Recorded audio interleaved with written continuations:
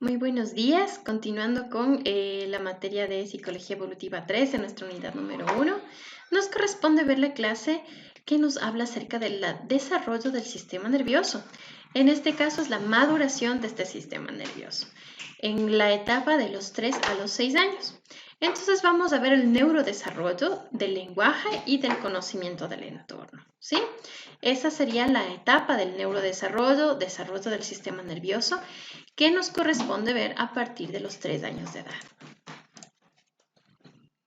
El neurodesarrollo de niños de 3 a 10 años, que es el neurodesarrollo que les acabo de decir en su segunda etapa, lenguaje y conocimiento del entorno, tiene algunas características específicas. La primera es que la velocidad del neurodesarrollo enlentece con respecto a la velocidad que tenía en el periodo de neurodesarrollo anterior, que era de los 0 a los 3 años, en los cuales el cerebro y, por tanto, las conexiones interneuronales se multiplican de tal manera que nuestro cerebro crece muchísimo en tamaño. En este periodo de aquí, la velocidad del neurodesarrollo enlentece. No quiere decir que deja de desarrollarse, quiere decir solamente que se desarrolla con un poquito más de lentitud. Se adquiere en este periodo el dominio del lenguaje y de la comprensión del mundo que nos está rodeando. Y con estas dos características se dan por estos dos factores. El primero, el enlentecimiento del crecimiento, se da por la disminución del apetito que tienen nuestros niños y por que tenemos una necesidad mucho menor de horas de sueño. De hecho, en esta etapa específica se realiza ya la supresión de la siesta infantil. Ya no la vamos a tener y como sabemos, el sistema nervioso necesita de esas horas de sueño para reacomodar ciertos conocimientos y para desarrollarse mejor. Mientras más tiempo dormamos, pues mejor será nuestro desarrollo del sistema nervioso. En este periodo específico, las horas de sueño disminuyen. La otra característica decíamos que es la adquisición del lenguaje. Ese progresivo dominio del lenguaje produce en nosotros una evolución del pensamiento, la comprensión de nuestro entorno y por lo tanto la sociabilidad y la posibilidad de expandir nuestras relaciones interpersonales. En esta etapa se consolidan los circuitos neuronales y son envueltos con mielina. Deja de existir la nueva creación de circuitos neuronales. No es que desaparece por completo la nueva consolidación, pero lo que pasa es que en esta etapa se realiza ya la consolidación de los sistemas previamente existentes y el que sean envueltos con esta capa de mielina de las que les hablaba alguna vez, que les decía que es como el revestimiento de el axón o cuerpo neuronal, que hace que nuestro cerebro tenga unas conexiones eléctricas mucho más eficientes y rápidas. Debido justamente a ese recubrimiento por la capa de mielina es que nuestro perímetro cefálico va a aumentar. Aumenta desde unos 50 centímetros más o menos que debemos tener a los 3 años hasta unos 53 centímetros a los 10 años. Se da un aumento más o menos de unos 3 centímetros en este periodo de aquí.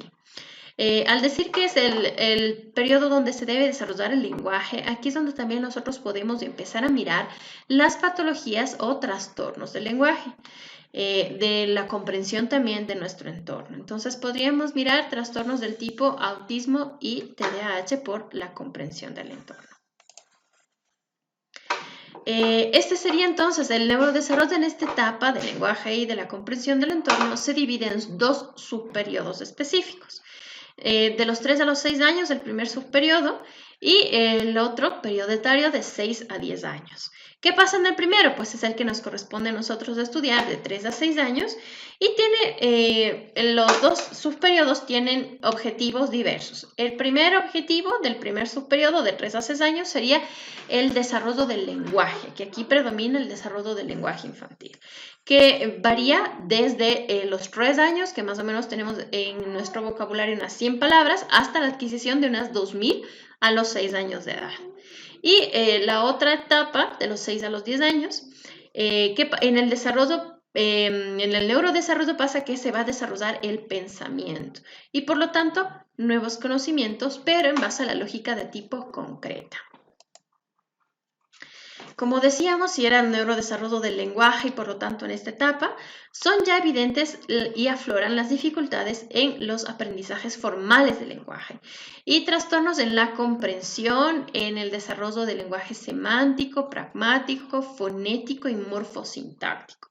En cuanto a esto, por ejemplo, en la fonética, la pronunciación de cada uno de nuestros fonemas, tenemos algunos problemas con nuestros niños en los que podremos diagnosticar a partir de los 6 años, a partir de los 5 años, de hecho ya, una dislalia en la cual nosotros podemos ver que ellos no pueden pronunciar adecuadamente uno u otro fonema.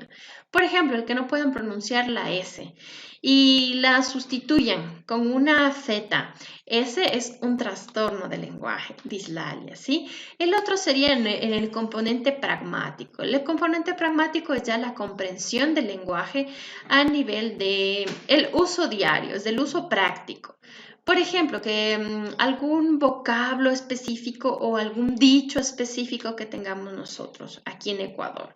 Se me ocurre la palabra naranjida, el nombre de la fruta. En Colombia la palabra naranjida como tal se utiliza de otra manera, ¿sí? Pero aquí estamos dando un ejemplito del uso pragmático de ese lenguaje.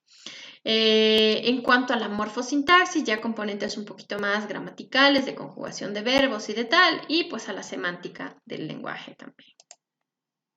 La mayoría de dificultades estarán relacionadas con la falta de maduración y por lo tanto la falta de consolidación de los circuitos cerebrales previamente existentes. Esa maduración es lo que decíamos anteriormente, el recubrimiento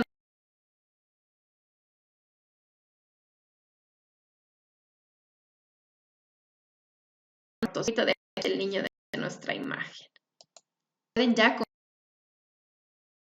confirmar los diagnósticos de autismo y TDAH, no en la primera etapa, sino más bien en la segunda etapa, que es de los 6 a los 10 años, en la cual yo ya tengo un sistema nervioso bastante maduro, por lo cual ya los neurólogos podrían hacer cualquier tipo, siendo ya diagnósticos de tipo confirmativo, ¿sí? Pudiendo confirmar ya los diagnósticos en esta edad.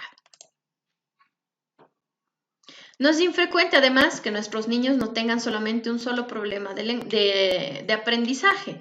Que encontremos, puede darse que encontremos varios problemas a la vez. Por ejemplo, en el caso de Marisopa, que vemos ahí, sería una transposición de las dos sílabas y estaríamos hablando de una dislexia. En el caso de abajo les había puesto un niño que tiene dificultades en el aprendizaje de matemáticas y en el de la derecha un niño que tiene probablemente problemas de atención e hiperactividad.